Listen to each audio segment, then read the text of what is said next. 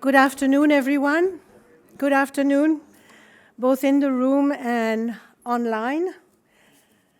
On behalf of the Bretton Woods Committee and of the IMF Retirees and Alumni Association, it's my great pleasure as president of the IMFRA to welcome you all to this event. Today marks a very important moment for us.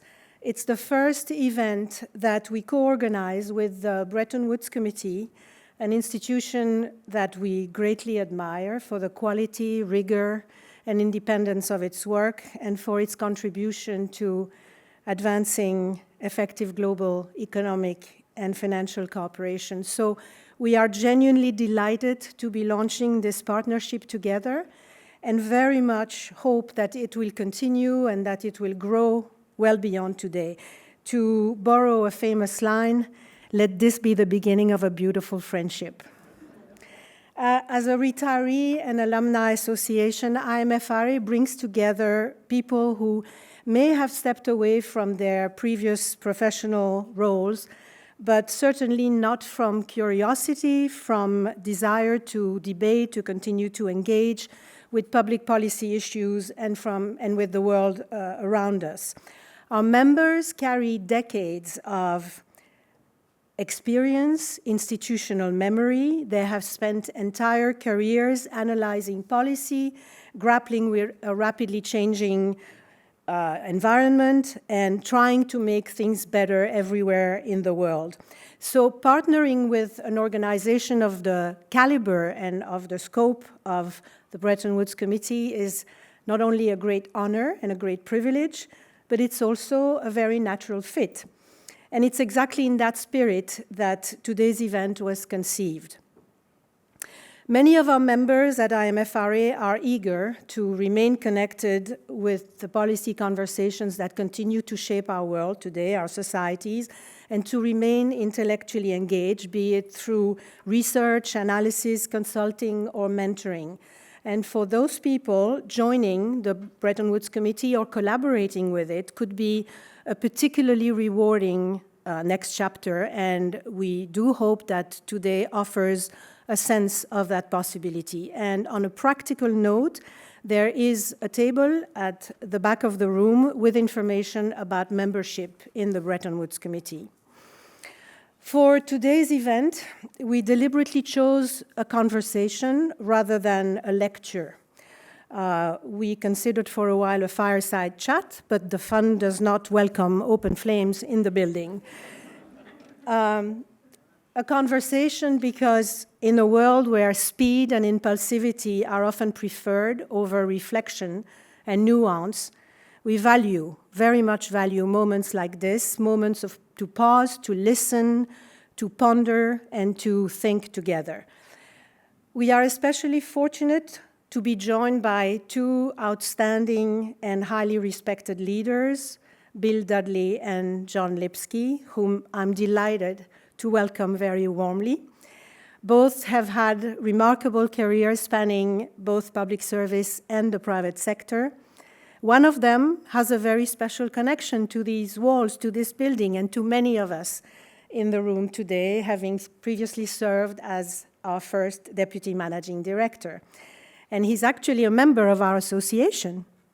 So that gives today's event a very special dimension. Welcome back, John. It's very great to see you. Sincere thanks to both of you for your generosity with your time, with the insights you will share with us, and your willingness to engage in an open and reflective discussion for our collective benefit and enjoyment. Let me also thank Gerry Rice, who will serve as our moderator today, the former director of the IMF Communications Department and now strategic advisor to the Bretton Woods Committee, also returning home, sort of, for the event. So welcome back, Gerry. A word of thank you to the Bretton Woods Committee itself, its leadership and its staff for the enthusiasm and professionalism with which they have embraced and really encouraged this partnership. Thank you very much to all of you. And finally, thank you to all of you, members of the Bretton Woods Committee, of the IMFRA, representatives of the fund management, and executive directors, colleagues, friends, and guests. Thank you for being here, whether in person or joining us from across town or from across the world. Your presence is a powerful reminder that there is an enduring and deep interest in ideas that matter and in conversations that will continue to challenge us. And with that, it's my great pleasure to hand things over to Gerry, who will formally introduce our speakers and guide the conversation today. Thank you and enjoy. Thank you.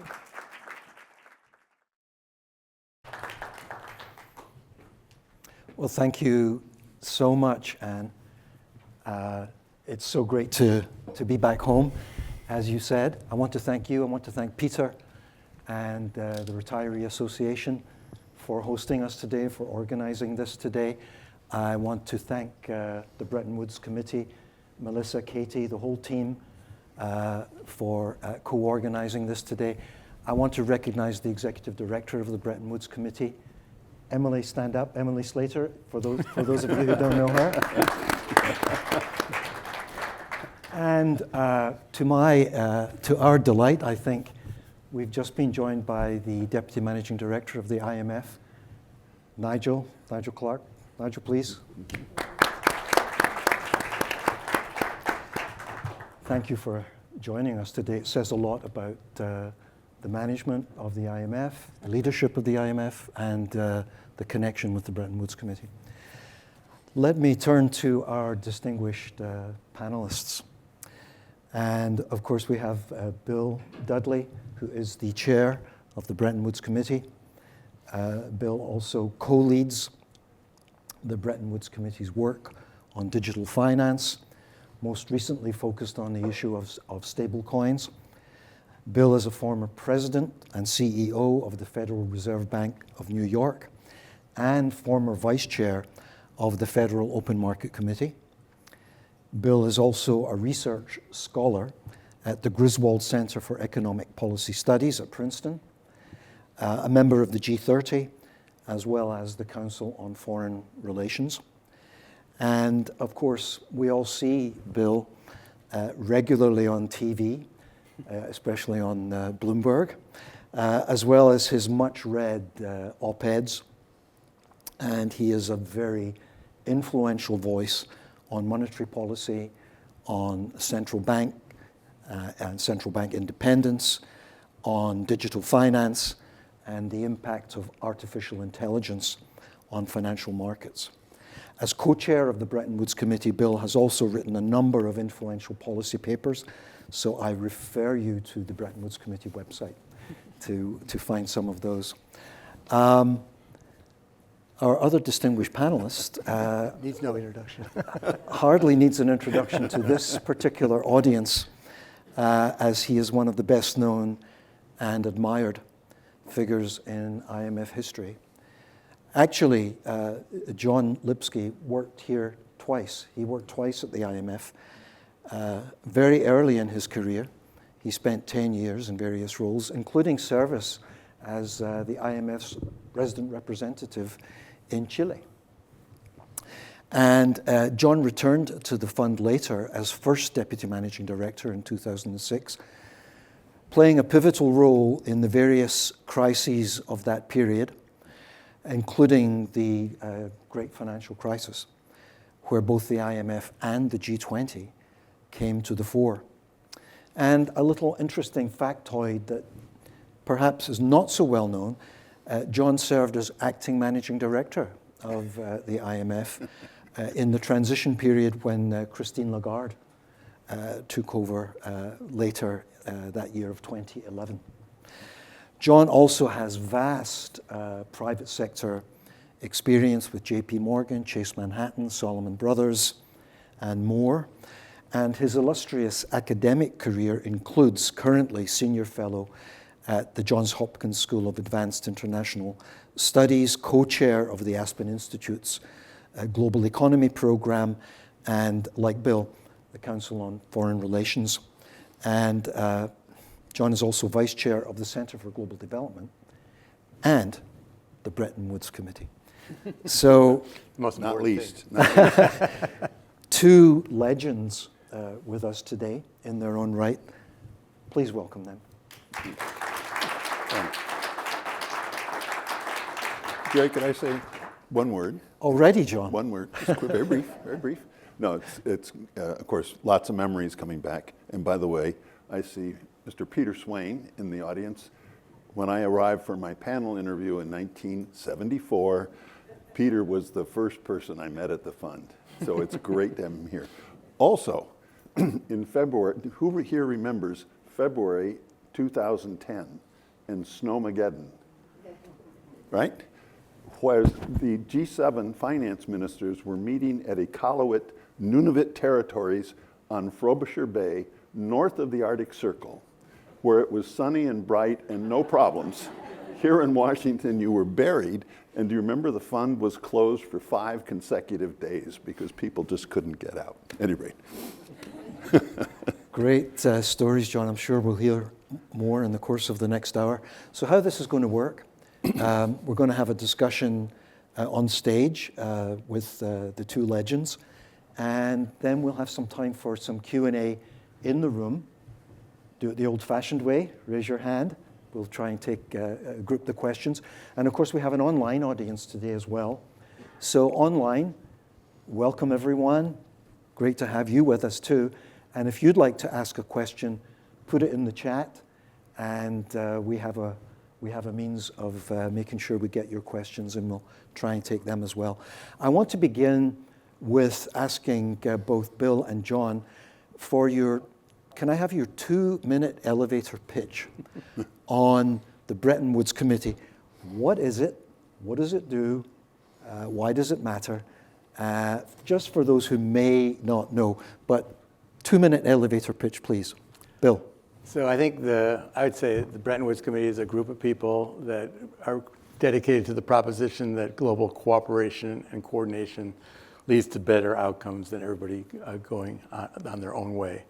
So obviously that includes the IMF, the World Bank, the regional development banks, WTO, but it also extends into the financial realms, like, for example, the BIS, and is relevant not just in terms of macroeconomic stability, trade, but also in areas of financial stability, digital finance. And what we've done at the Bretton Woods Committee over the last few years is we're still committed, very much committed to our core mission of IMF and World Bank and how they can contribute to global economic growth and stability.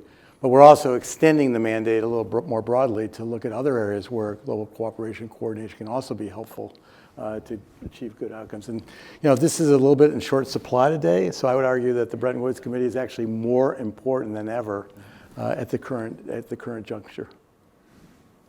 And I'll add just a little bit, since we have an extremely varied membership, both globally and in terms of background and skills, we felt that it was important not just to suggest, to look at what was going on, but to see if we could develop through our working groups proposals that were actionable and practical for improving the system. And so we've produced a series of new publications, and you can find them on the website, and we will continue to do so. And hopefully they've been, we've been told that they've been received and noted, and we hope that they're contributing to the conversation. Yeah. And one final bit here in Washington is we have traditionally, and still do, provide briefings for especially U.S. congressional staff that are so important, but typically have responsibilities for their congressmen and senators with very slim backgrounds. So we try to provide them with real information that will help increase understanding at a very important point. Yeah, I mean, there's really essentially two products. I mean, we basically have a lot of convenings where we get people together like this, and people can network and exchange views and understand that they're in a comfortable place with people that share their orientation. But we also do a lot of written policy work, and that's sort of the new piece of Bretton Woods Committee over the last 5 or 6 years. And what's unusual about the Bretton Woods Committee is the members do the work. So it's not like we send everything into the secretariat. We have a very small secretary, very talented secretary, but very small secretary. A lot of the pieces are actually written by the members. So we have working groups that take up topics. We agree on what we want to tackle, assemble a working group. with someone holding the pen, and off we go. And you can see on the website all the interesting things that we've published over the last few years. And the challenge, the danger in these kinds of activities is you feel like it's got to be representative, everybody's got to have their say, and you produce a document that's lowest common denominator and of almost no use. You can see that again and again and again. And we try to hold ourselves to a standard of actionable suggestions that we think will work and improve things. What's wrong and how can we fix it? And how can we fix it is it's not just imagine a can opener, to use that old economics joke. Yeah. So that's a great... And if that was an advertisement for the Bretton Woods Committee, so be it. If you're not a member. If you're not a member, please join. So what's broken and how do we fix it? That's a great intro, Bill, to the first question I want to ask, which is on the global economy. We just had the IMF wheel a week or so ago, and we had the World Bank's JEP, the Global Economic Prospects. So they gave us a picture of where the institutions think the global economy is. I'd like your view on where you think the global economy is. And relatedly, and I'm sure it's much on everyone's minds right now, we all watched Davos and saw what happened there, and there was talk of rupture or transition or the breakup of the old Bretton Woods order. That's a question mark. So the global economy and the world order, what's your take, Bill? Simple questions. Yeah. Well, obviously it's under a fair amount of strain, and I think, while you can disagree with some of the things that are happening in the world, like trying to take over Greenland, for example, which apparently was the main topic at Davos, unfortunately.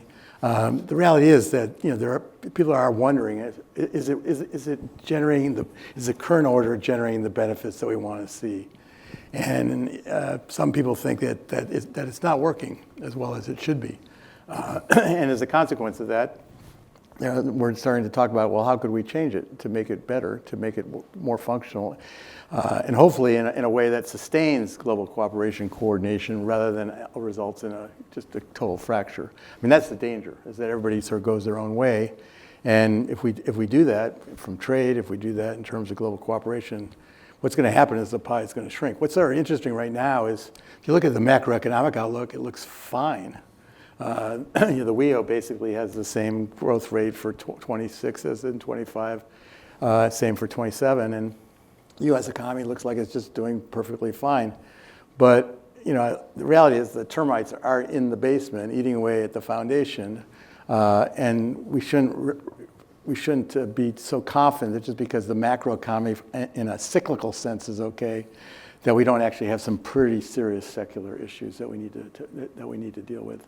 So I'm actually, pretty, unhappy. Let's put it that way. I'm unhappy about where we're headed, and there's a lot of challenges that really need to be addressed. I mean, global trade imbalances, fiscal sustainability, climate change. I know it doesn't feel like climate change is an issue this week, given how cold it is, but all these things aren't going away, and they still need to be addressed. And if we don't address them, 10, 15, 20, 30 years from now, we're going to be in a much worse place. John? Well, it's a lot to say, but I guess the word that has become quite popular is to say polycrisis, that we've got a lot going on, that all at the same time, challenges all at the same time, and that's true enough. But it seems to me that there are four key developments that have to be addressed. And I'm not sure that it's being addressed effectively internationally. One, of course, is we're back to the era of global imbalances, and not to put too fine a point on it. You've seen an export surge of historic proportions out of China, a trade surplus over $1 trillion. You don't have to be a genius to figure it can't go on like this. There's going to be pushback. This is going to have to be addressed. You have a land war in Europe for the first time since World War II that has disrupted European policies, has disrupted energy markets, and is of uncertain outcome. You have on the other side the AI, and I hope and I assume every one of you has done your own experimentation with ChatGPT or Gemini or something, and are probably like me, dumbfounded and flabbergasted at how powerful it is. And once again, what we can see is there need for international cooperation in this area? I would say I think so. And finally, the development of digital finance and the rapid growth of non-bank financing, and the possibility that I see that it will result in new barriers being put up between financial markets. And all of these strike me as potentially positive. Digital finance, AI, perhaps this will have a very salutary effect on the global economy, but for sure it's a challenge. Turning to the short-term view here, I think it's pretty tough. You can find very intelligent, well-informed, serious folks saying that by the end of this year, U.S. inflation, consumer price inflation is going to hit 4%. Why? Tariffs, tight labor markets, excessively expansionary fiscal policy. You can find equally serious folks on the other side saying, actually, you're going to see a slowdown in consumer demand and an easing of inflation pressures as the tariff stuff works its way through and is gone. What's the right answer? I think we'll just have to we'll be, whether we want to be or not, we're going to be data dependent. But it's not going to be with a lot of certainty looking forward. This is a challenging environment. Thank you both. So I'm sure there'll be lots of questions on this, and we'll get some time for that, as I said, later. So termites in the basement, polycrisis. So hang on to your questions. Let's pick up on the financial landscape, which, as you both touched on, is evolving at warp speed. We've got stable coins, we've got CBDCs, central bank digital currencies, we've got the crypto sphere, and I mean, frankly, it's difficult for some of us to keep track of everything that's going on. It is of great interest to the International Monetary Fund. So how do you see the big risks, the big opportunities, the big challenges evolving right now in this changing at warp speed financial landscape? John, you want to go first on this one? Bill's been Bill thinking first? and working Okay. on this. Why don't you Good. start, Bill, and I'll kibitz a little Bill, I bit. can see he's giving you the easy ones, right?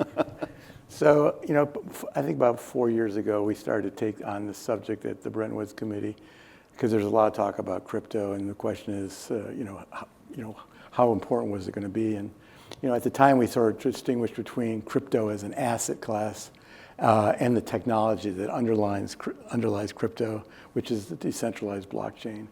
And we basically said we thought decentralized blockchain was pretty important, but we're not really that interested in the speculative aspects of crypto as an investment asset. And as we move forward over the last 4 years, I think we're still pretty darn comfortable with that position. We basically we don't have a horse in the race. I mean, our view is we want to basically have a regulatory regime that covers the whole gambit, that's going to generate sustainable, healthy outcomes. And then let's run the race and see whether traditional finance has a better mousetrap or whether decentralized finance is going to have a better mousetrap. But to do that, we actually need a lot more regulation on the DeFi side.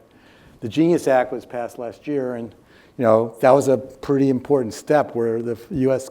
government finally sort of said, we want to do something in this space. We want to put up a set of guardrails.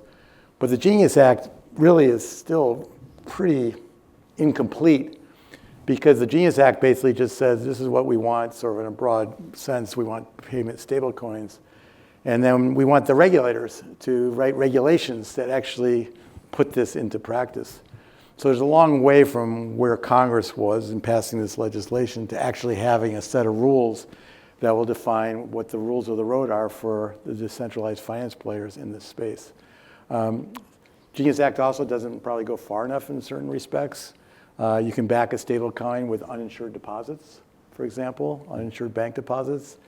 We saw in 2023 that uninsured bank deposits are often not money good when we had the Silicon Valley Bank regional banking crisis. So even the Genius Act by itself is probably doesn't go quite far enough. So there's a lot of things that are going to take place in this sector over the next couple of years. And where the regulation lands is going to be very, very important, because that's really going to define what people can actually do. And it's really going to be important in terms of whether the rules of the road for the decentralized finance community are going to be consistent with the rules of the road for the traditional finance. Doesn't mean the rules have to be exactly identical, because the technology is different, the institutional setup's different, but you want to have rules of the road so you actually can achieve the same outcomes in both spaces. So once we have that, we'll run the race and we'll see where we go. Now, the other issue of this that's also really important is this is really about the dollar. When you look at stablecoins, for example, over 99% of the stablecoins that exist in the world are denominated in dollars. So this also has some huge consequences for the dollar as the reserve currency. It also has consequences for countries that don't have stable currencies. People saying, well, I don't really want my domestic currency more. I think I'll just use a dollar-backed stablecoin. Well, that's pretty disruptive to those countries. That's undermining their governance, their ability to execute their own independent monetary policy. So there's a whole other set of issues with dollar-based stablecoins that are going to have some pretty important implications for monetary policy regimes in the rest of the world. And it's even possible that in some countries, U.S. dollar stablecoins will be banned, almost because they're too good, that people will actually want to use them so much that it'll undermine the use of the domestic currency in their home markets. So this is going to be a absolutely fascinating area over the next, I would say, 5 to 10 years. People who say it's going to grow to the sky, I'm very skeptical about that. Stable coins, Treasury Secretary Scott Bessent has talked about $3 trillion of stable coins outstanding by 2030. Right now it's about 300 billion, so 10 times in 4 years. I don't think so. If stablecoins are being used primarily for payment, you don't need $3 trillion of stablecoins to execute the payments. If you can't pay interest on the stablecoins, you're going to want to turn over those stablecoins very, very rapidly. So I don't think it's going to be quite as big as you might think. But I do think it's going to be very, very important in the payment space. John? Bill is very well informed and judicious. I'm less well informed and more opinionated. It strikes me you've got 4 basic issues. You've got crypto, which I'd say has no backing and trades on an open ledger. And you'd say, what's the use case for that? And you'd say the use case is either speculation or you want to hide transactions. You have stable coins, which, by my definition, have backing and trade on an open ledger. There's tokens, Yep. And I define tokens as backing and on a closed ledger, controlled ledger, and then there's central bank digital currencies. So what you have, it seems to me, stable coins are what I call story money. Namely, you got to know the story. Who's running it? What are the reserves? How does it work? What are all the details? What, et cetera, et cetera. That's not such an easy sell. And you say, and so what is the use case? The use case for a stable coin is, well, if you believe it, you can have real-time, 24/7, 365 real-time settlement. Tokens, if they were issued by, let's say, a major financial institution, I'm tempted to use... J.P. Morgan, for example. Well, okay, since you said it. J.P. Morgan dollar tokens. That's, to me, not a story money. That's a dollar, it's equivalent to a dollar deposit on the J.P. Morgan balance sheet that can trade 24/7, 365, real-time settlement. That strikes me as a potentially very attractive proposition, especially if you can then, for example, it should be clear, to a U.S. citizen, not obvious. If you want a J.P. Morgan deposit, get a J.P. Morgan deposit. What about non-residents? Now this starts to look attractive. It's not, you don't need to know much story. This could be quite disruptive. Well, I think that's where the Genius Act comes in, is trying to take the stablecoin and turning it from a story asset to a trusted asset. And so if the Genius Act does its job properly, and that really depends on how the regulations are written, then people can trust stablecoins and they don't have to do their own due diligence. But you're absolutely right. In the current world, you have to actually do your own due diligence. Yeah. So that's not a good basis up for a currency. Yeah, and the final thing is central bank digital currencies. The ECB is intent on it, and you ask, what's the use case? Can it be retail? No, it can't be retail because that'll disintermediate the banks. If it's wholesale, what does it really serve?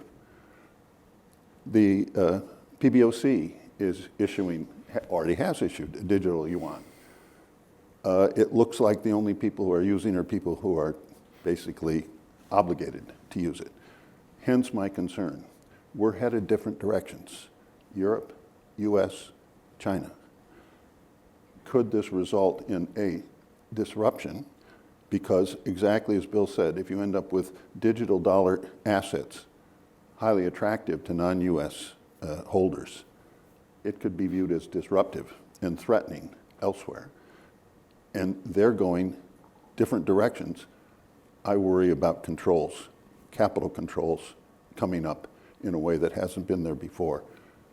Why? Solution? Well, there's no easy solution, but there needs to be a lot more cooperation. I mean, all these things, it's all about the utility that this new asset provides you to do things cheaply, faster, more efficiently than you did before. And the question is, does it actually do that? I mean, the value of stablecoins. Can you trust it? Well, the value of stablecoin that's fully backed by safe reserves is presumably you can execute cross-border payments much more quickly and effectively and less expensively than you do now. The current cross-border payment system is really a mess.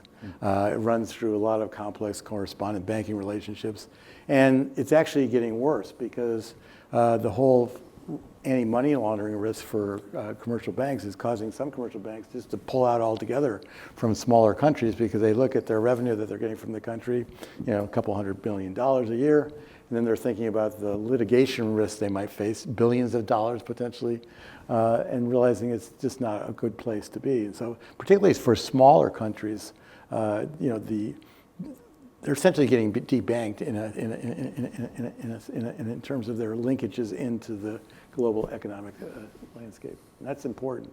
So that's something that we need to solve, frankly, one way or the other. And this is happening at a high rate of speed. Yeah, warp speed. There's another phenomenon going on at warp speed, which you've both referred to already, which is artificial intelligence. It's everywhere. At least talk of it is everywhere. What does it all mean? Some say, and we heard a lot of this at Davos, a week or so ago, that it's the most transformative technology of our lifetimes. Some even go beyond that, but of our lifetimes. Others say that this could be tremendously destructive. So how do you see AI and its potential impact on the economy, but if you will, also beyond the economy, on society, on our lives? So I would say we don't really know yet where we're actually headed, and it's not really clear, at least to me, how quickly and how big this is going to ultimately turn out to be. AI does a great job on things that are static, where there's lots of information and that's very complex. AI can do things that a human can't do at all. But when you get to things that are actually not static and are changing, AI is not going to do very well at all because it's not going to understand how the system is changing and evolving through time. AI is backward-looking, not forward-looking. And I always ask people the question, how would AI in finance done as the COVID pandemic was hitting in March 2020? You would have had to turn off all the AI models because the pandemic was a new development that was not in the data in which the models were actually trained on. So I think it's going to turn out to be tricky. I think it's going to be great for certain things: call centers, coding, onboarding clients, doing AML, CFT compliance issues, things like that. But I think we have to be careful about not assuming that it's good for all purposes, and especially in financial markets in terms of trading. I very much worry about this leading to very crowded trades. Everyone's using the similar AI models. The AI models see everything the same. Everyone has the same positions on, and then all of a sudden something happens in the world that's different. And everyone then needs to shift their positions simultaneously. I can imagine that could be a very financial stressful thing. The other issue with AI, of course, too, is just the macroeconomic impulse of AI in just terms of the buildup of all this capacity that's going on today. This is a big fundamental force pushing the U.S. economy ahead right now.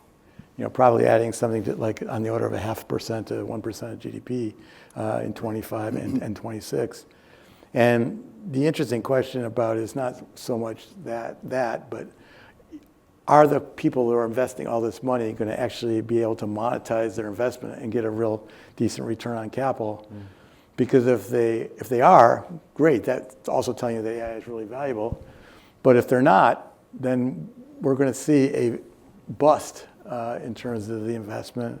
We're going to see a bust in terms of the market capitalizations of these companies. And I think it's too soon to know exactly how this is going to play out in that respect. So there is a risk of a investment boom and bust. There's a risk of a stock market bubble. I always think back to the internet era, late 1990s. The internet was real. It did some maybe enormously transformative things. But at the same time, at that time, there were a lot of excesses. How many people in the room remember Webvan, for example? A very hyped company at the time that really, I'm imagining that their revenue was, de minimis when all is said and done. So I think it's gonna be like that this time too. Well, when it comes to AI, I have two benchmark references. One, Paul David, my professor of economic history at Stanford.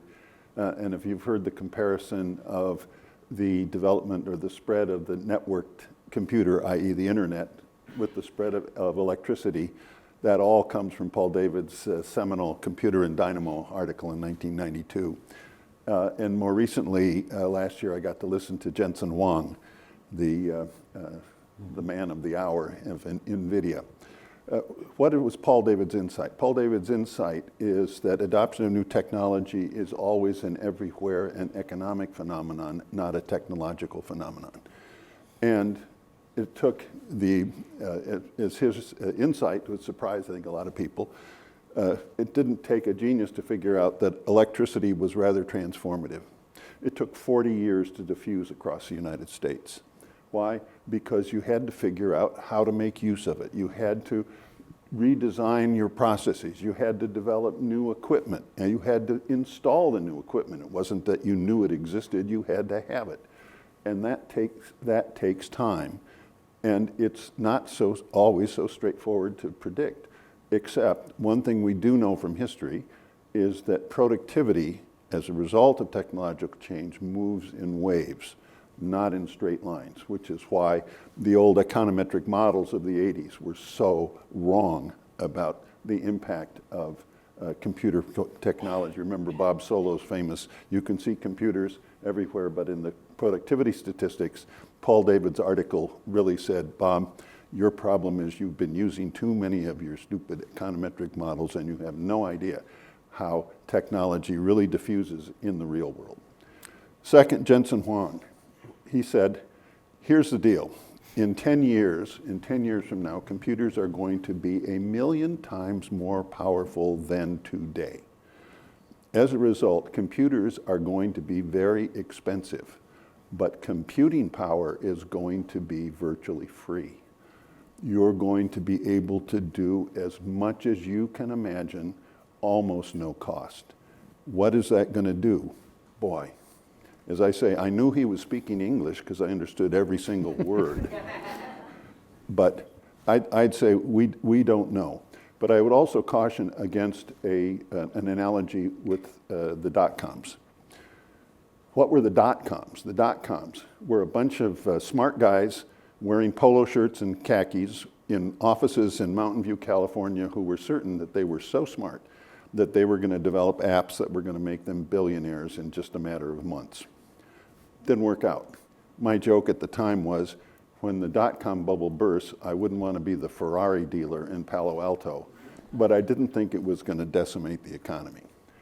But the real important issue was Global Crossing. Remember Global Crossing? Global Crossing built undersea cables all over the world. Fiber optic. Yeah. They raised real money, invested it in real assets, and went broke. Now, we all benefited because the result was nearly free internet for years after that, thanks to the disappointed investors in Global Crossing. So what's happening now? This isn't .com. NVIDIA is selling $1 jillion worth of stuff and making jillions of dollars of profits.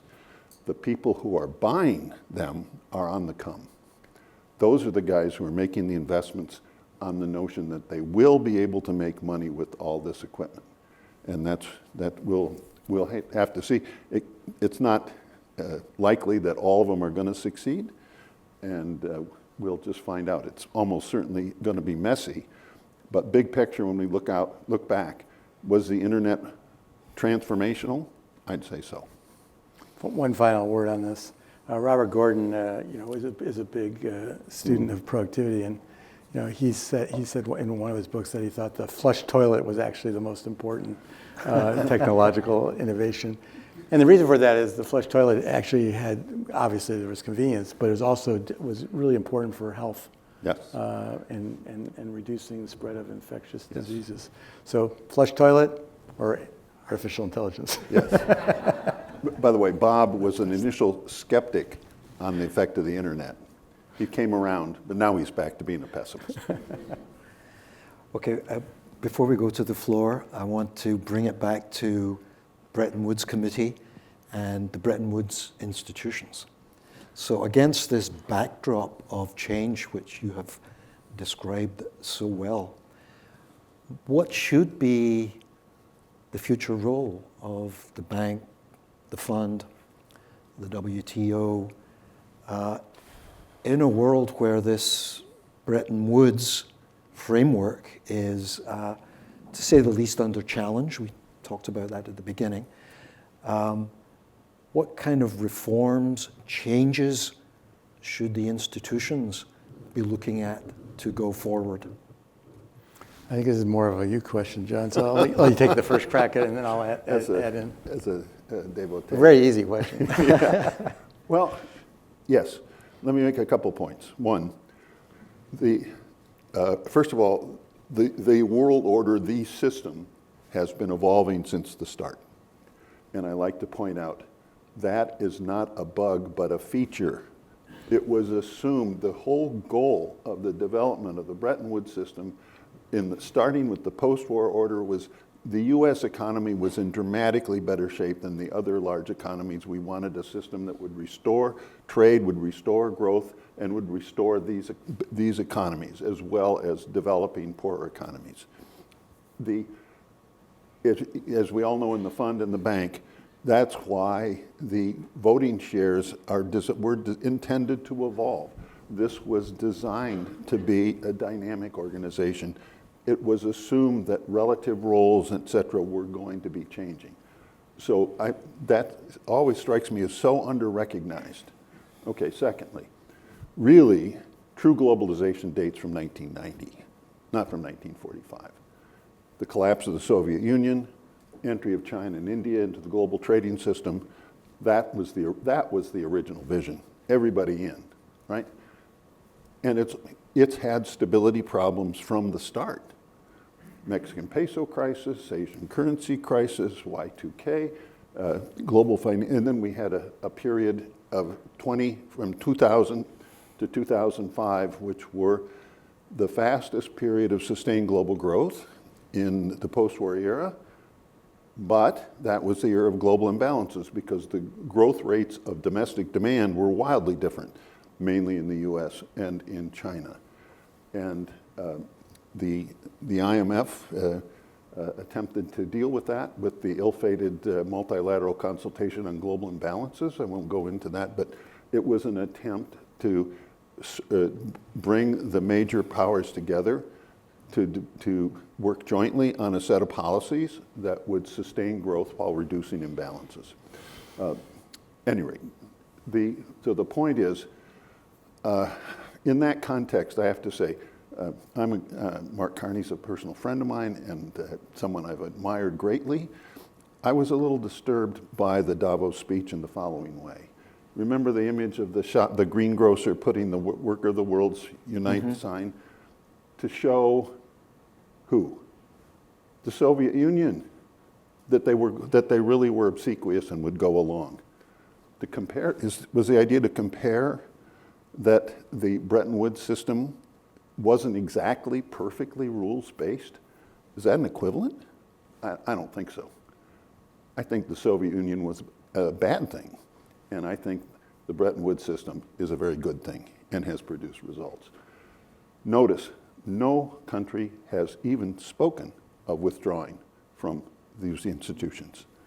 So it's easy to talk about ruptures, it's easy to talk about the system's destroyed, but the system, the institutions of the system are here.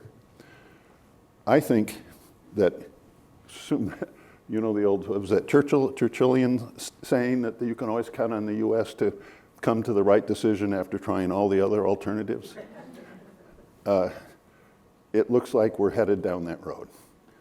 But I firmly believe that in broad terms, an open, non-discriminatory system of trade and finance is in the best interest of the world, and we need to keep at it.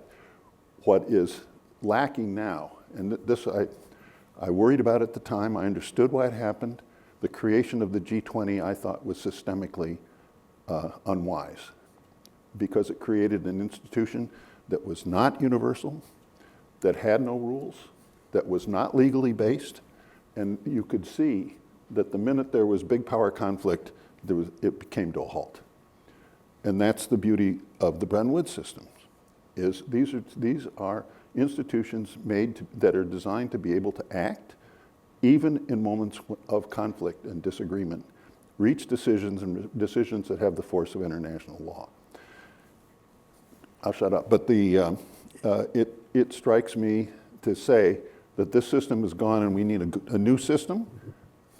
I want to show me the design.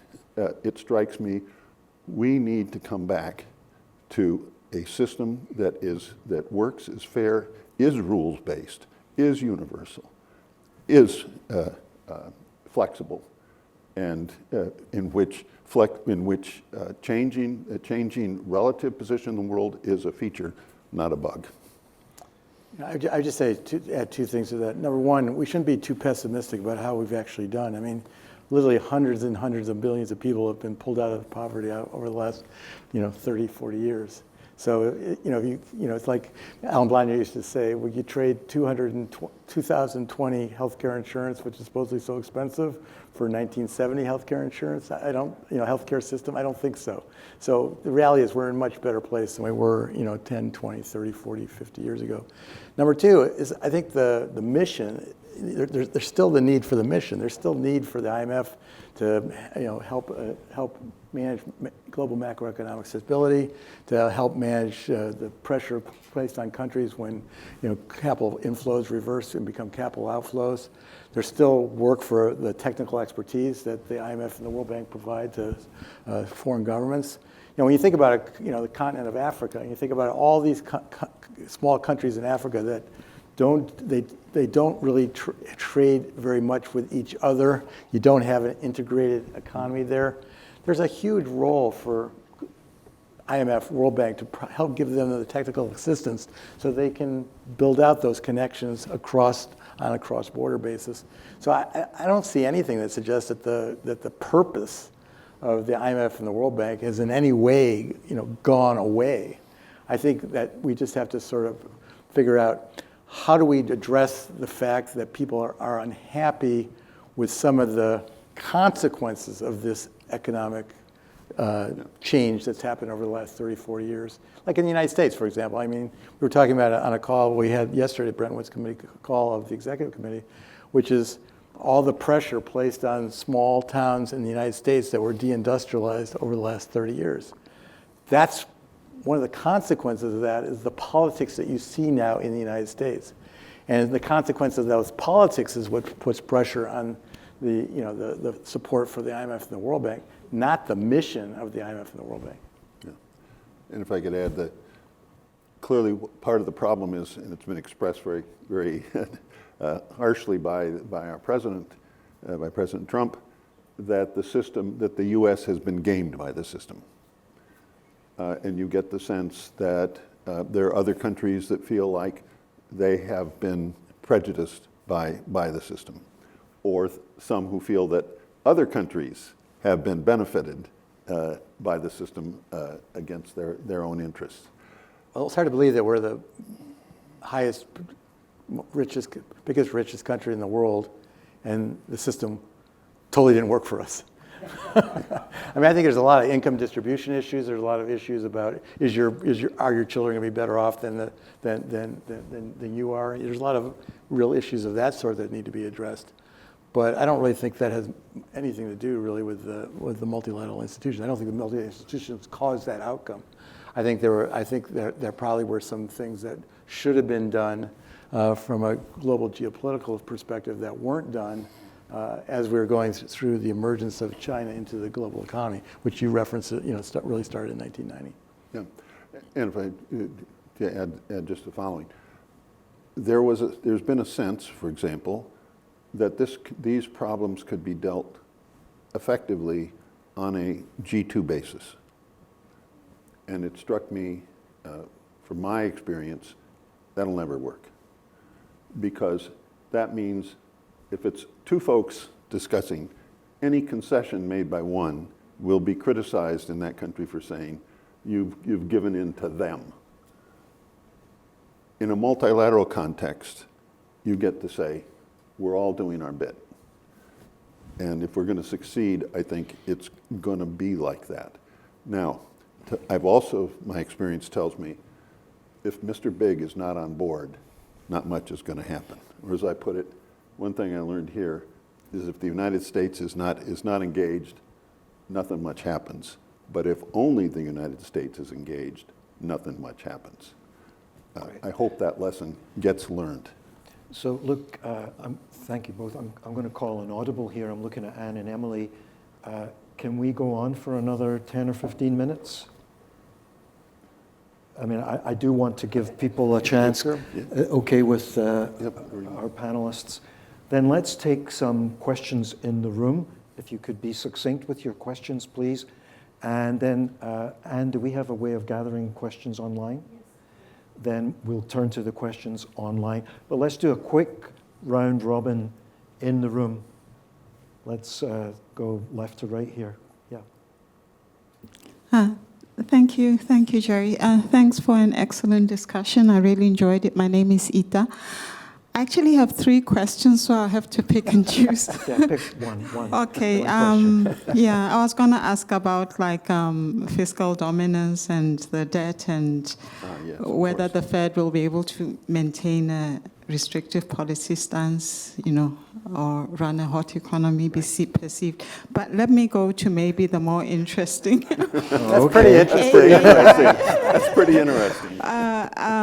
Just on the AI issue, global institutional investors, from that perspective, if you look at the market, they say about 70% of trades now are really conducted algorithmically. So we're starting to see these sort of flash crashes. Like in this month, in January, there was that silver episode. So I was wondering whether you might know if the Fed is developing any new supervisory tools to monitor these sort of systemic risks from the AI models? Should the Fed and SEC maybe implement model-based like circuit breakers or something to prevent cascading effects and just because of the implications? But Right. maybe just a bit more on AI also. I think, can we, sorry Okay. to interrupt, can we move around? Yeah, okay. Thank you so AI, growth, jobs. Thank you so much. Yes, sir.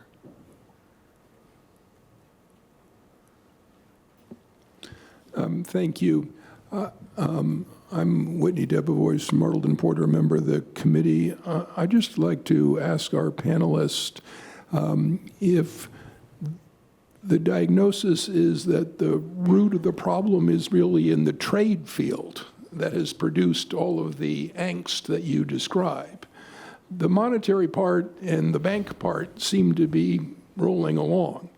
And if you look at the trade side as opposed to the monetary side and the World Bank side, the stark difference is that we have weighted voting at the bank and the fund, and at the WTO, it's one country, one vote, like the United Nations, and things just don't get done. So it raises the question whether for the good of multilateralism, we don't need to revisit the governance structure at the WTO. Thanks, Whitney. Any other questions? Yes, sir.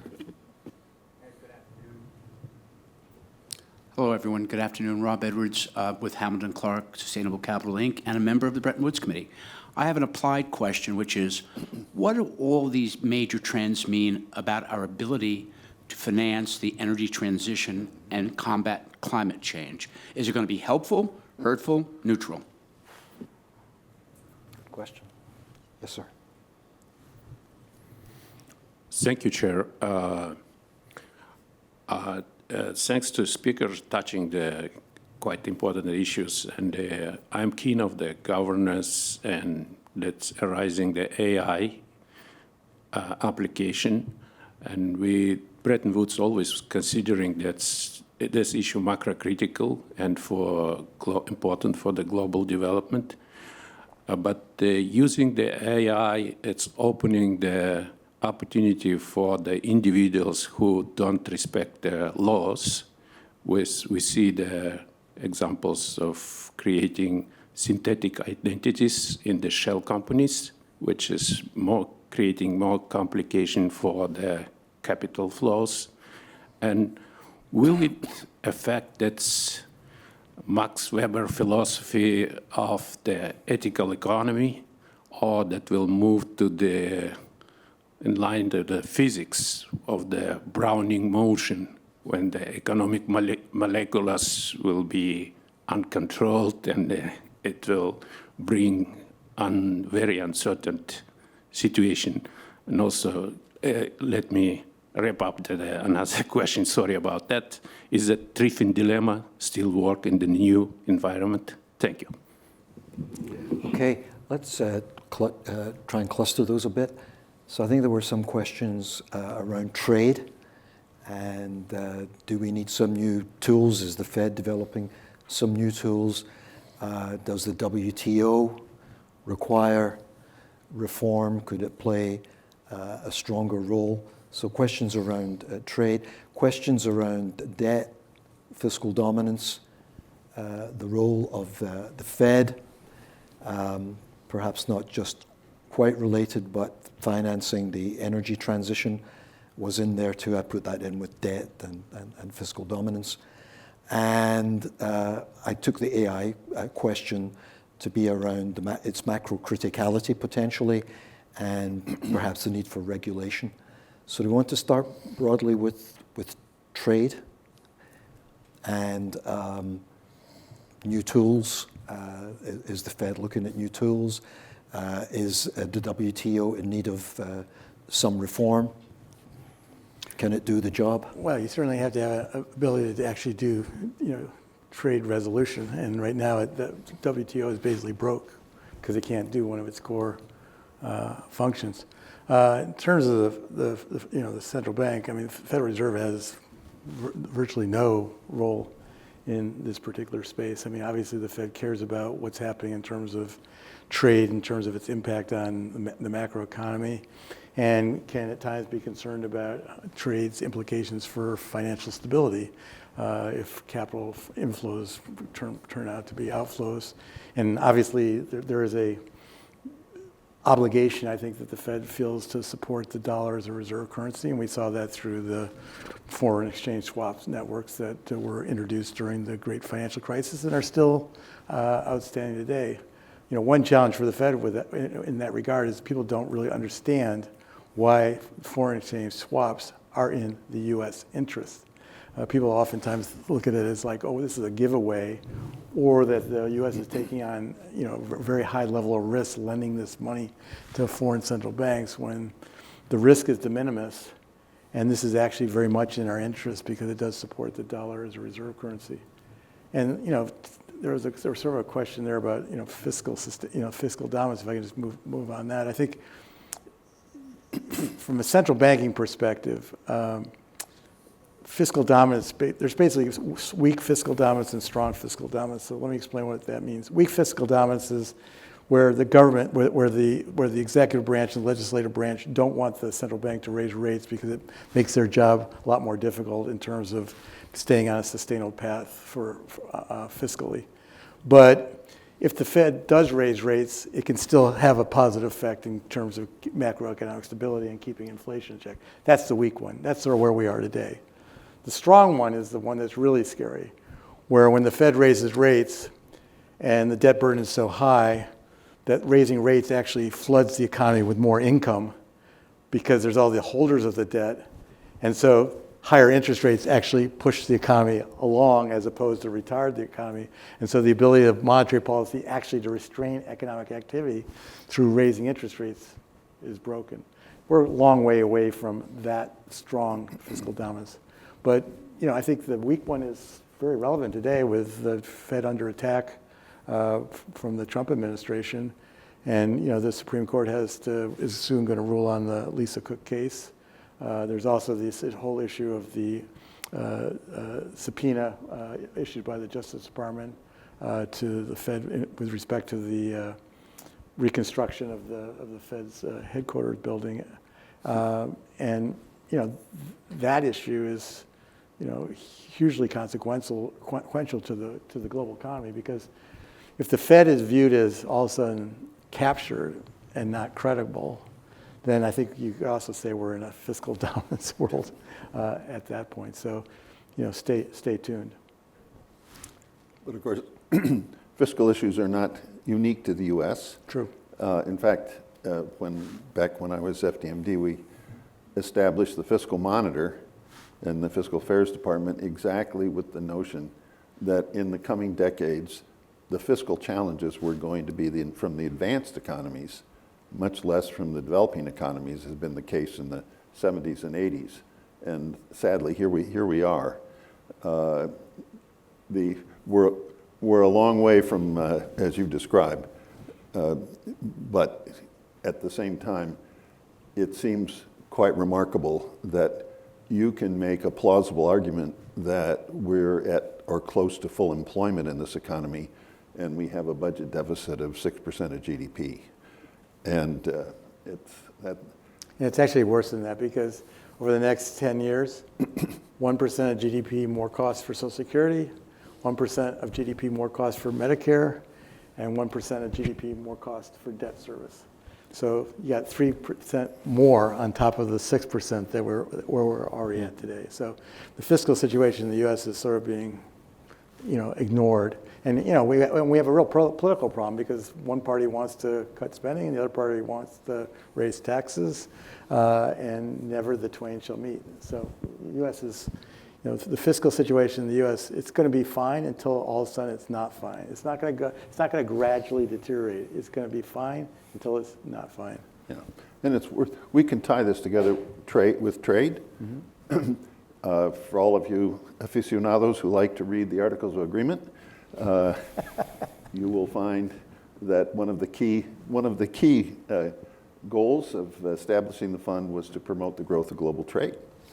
And also, the one of the key objects of surveillance is to make sure that domestic policies and external policies are supportive of global stability and growth and in trade.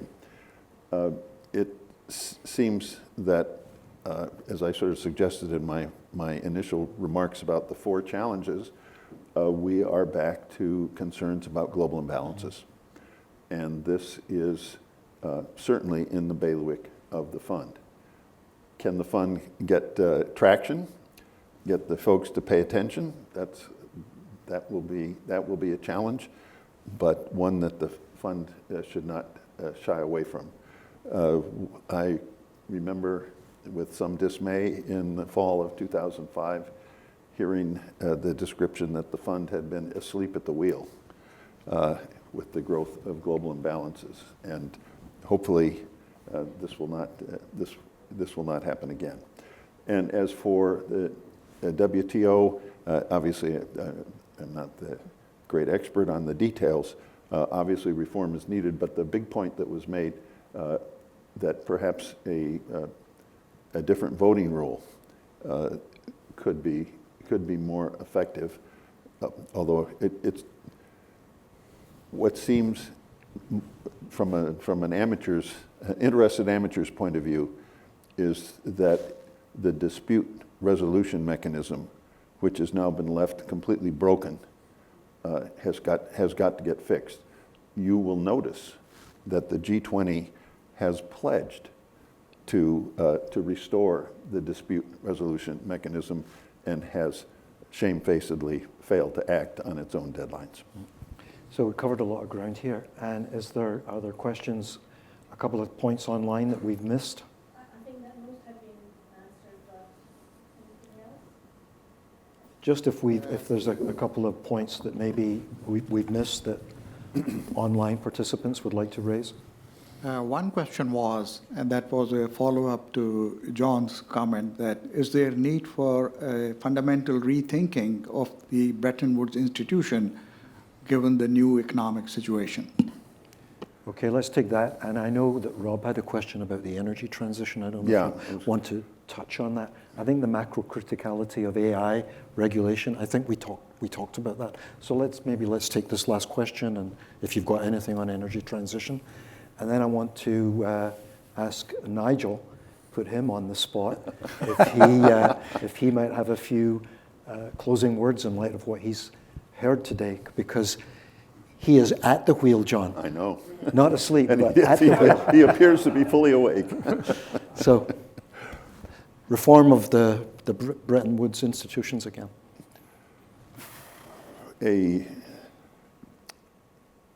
Obviously a big but subtle question. Is there something, let's start with the institution we're sitting in. Is there something fundamentally wrong with the way this institution is structured? Maybe I've been here too long. I don't see it.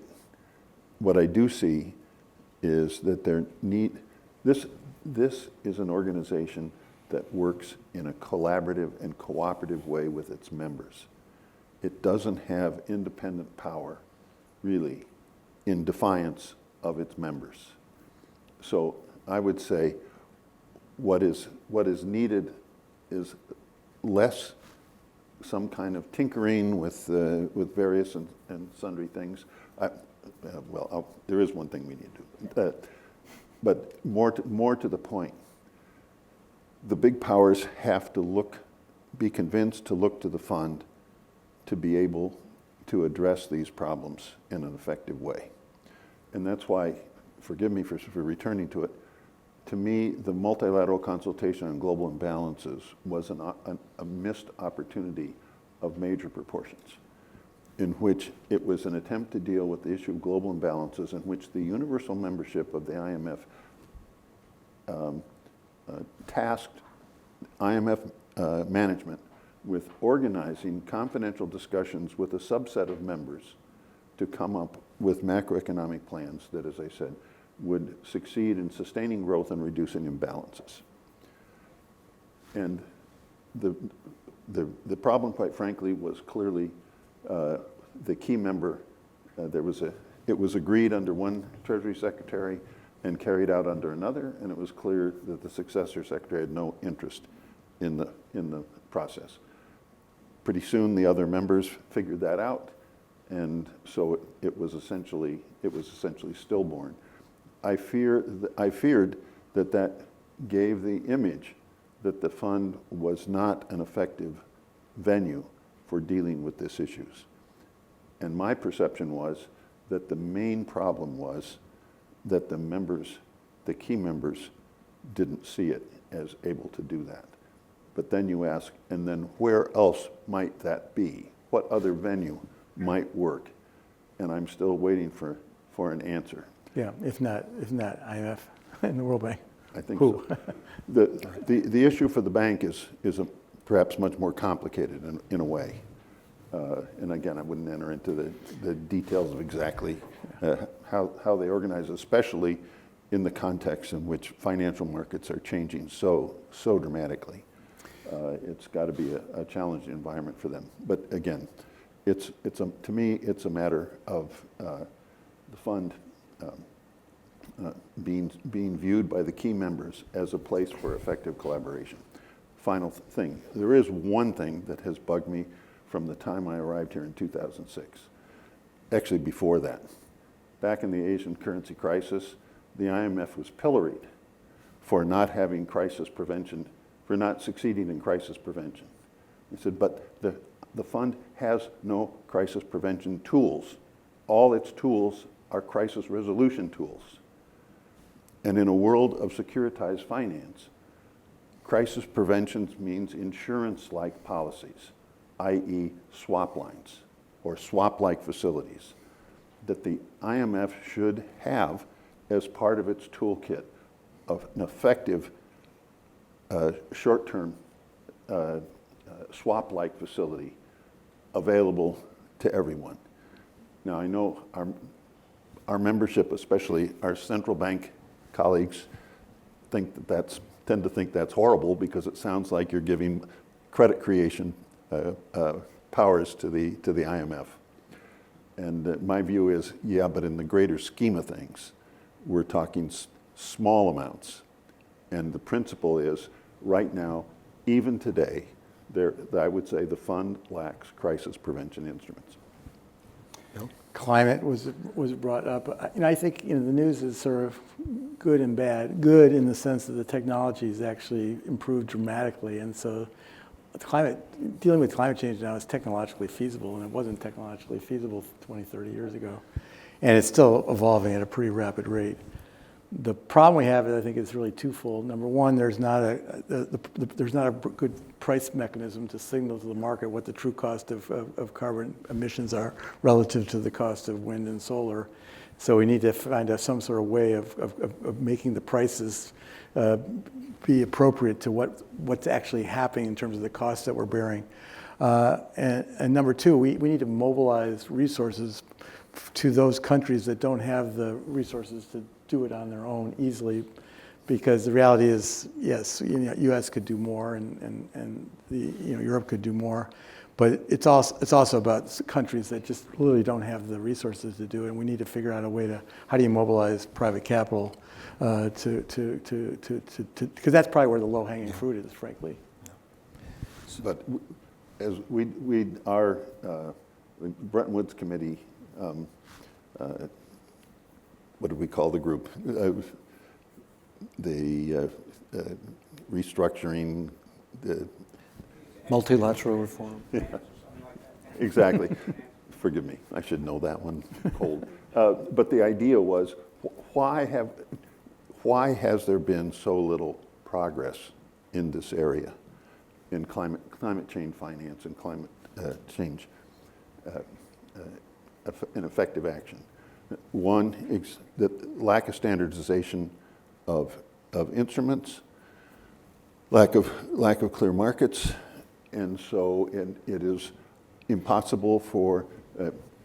These are long-lived assets. You have to have some sense that this. I understand why I'm going to be able to sell this good for, decades out into the future. Exactly, and finally, no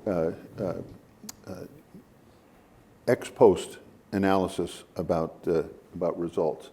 In other words, we can talk about private sector engagement, but if there's no standardization about how to go about it, if there's no clarity about when you undertake some climate change investment, what actually changes, if there's no ex post reliable ex post analysis of the results, how do we think that that's going to result in substantial action? Our report, I think, is very good. You should take a look at it. I'm always surprised, though, that the conversations are always in the sense of we need $1 trillion and we're falling short. We need $1 trillion and we're falling short. And it seems that there are some underlying structural problems in this area that need to be addressed.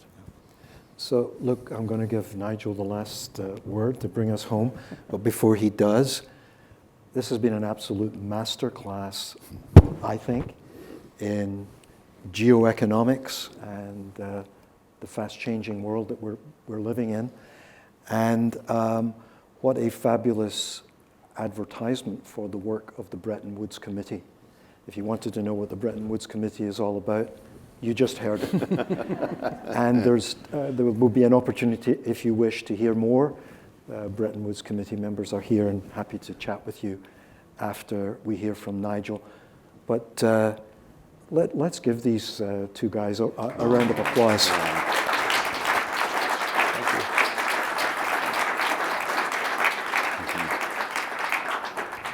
And now, Deputy Managing Director, please. Thank you for hosting us today.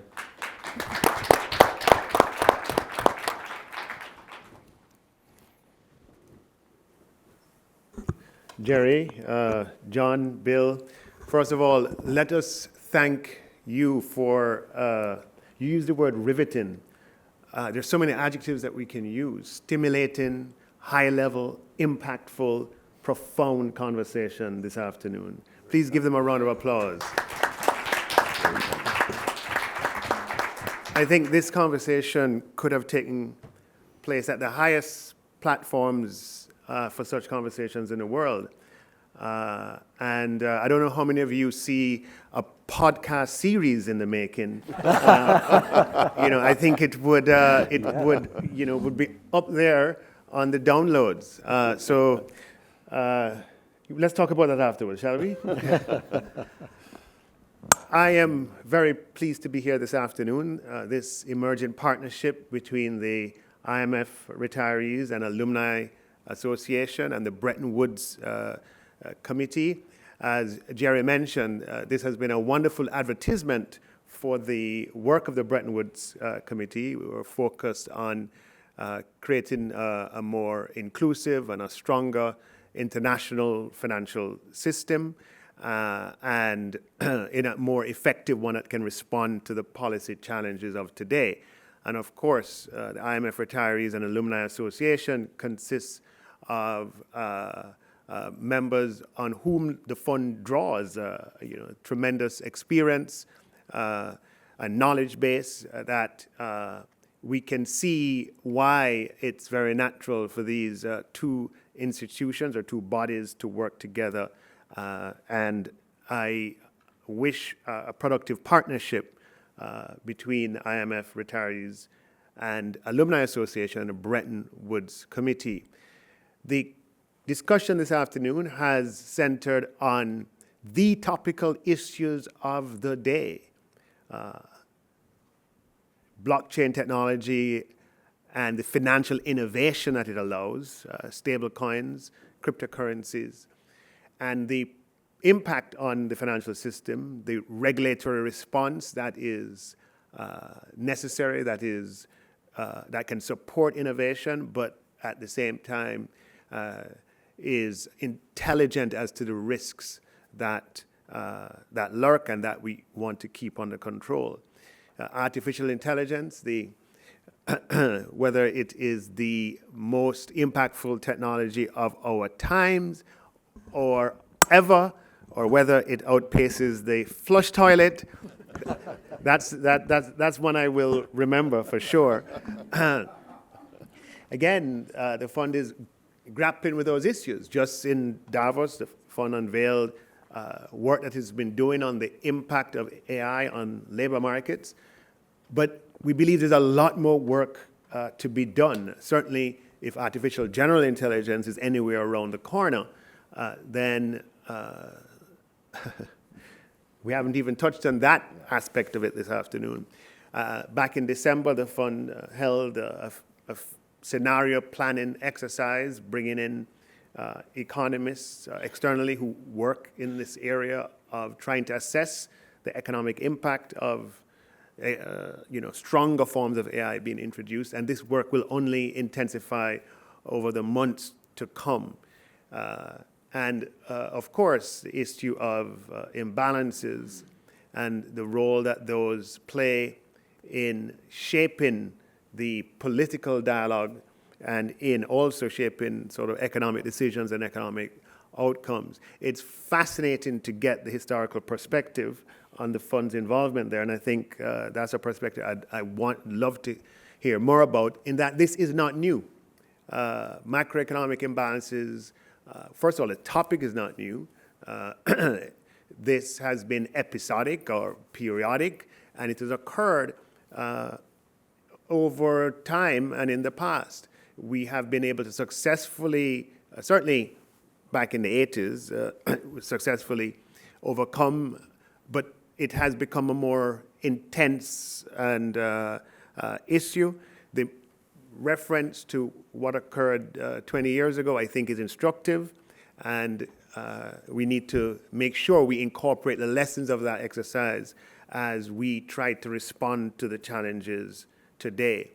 I think the commentary on the IMF and the World Bank as institutions that are built to evolve is quite appropriate. And, one of the interesting observations as we have experienced the perturbations in the, let us call it the global order, is that the IMF for sure, and I think I can speak maybe for the World Bank as well, has remained a place where business takes place, where decisions are made, where consensus has been sustained, and it has been a remarkable test of the enduring power of these institutions. Every day I remark audibly, so I have lots of witnesses, at the unbelievable vision of those who founded these institutions and those who have led it over time. The IMF, in my view, represents a human miracle, the degree of cooperation internationally and collaboration internationally that makes it work, the plumbing that is required on a daily basis to ensure that it works and works effectively is absolutely remarkable. And you appreciate it even more in times such as this. And in that regard, the work of the Bretton Woods Committee is absolutely essential, certainly in the forward-looking approach that you are taking, in imagining how these institutions can better respond to the future. The points on crisis prevention versus crisis response are worthy of further development. And of course, this is a time as well where the centrality of central bank independence and, I like what Bill mentioned, the difference between weak forms of fiscal dominance and strong forms, very sort of pertinent for our times. So I take today's discussion as a charge of sorts to ensure that the IMF of this generation is responsive to the issues of our time and is responsive to the forces that are shaping the conversation and shaping economic outcomes. It's good that we have Gerry here as the moderator, because Gerry can affirm that at the executive board retreat of the fund held last week, these were exactly the topics and the conversations that were taking place among the 25 directors and alternative directors that were represented there, along with management. So I think we're certainly converging on the issues that require focus, and it's going to take a lot of collaboration and thought and discussions and interactions of the sort that we've had today for us to also converge on the solutions that are required. Look, I think this is amazing that the IMF Alumni and Retirees Association is as engaged in these issues as you are, and I can only encourage you to continue to do so. By doing so, you help to make the fund and the World Bank stronger institutions. Thank you.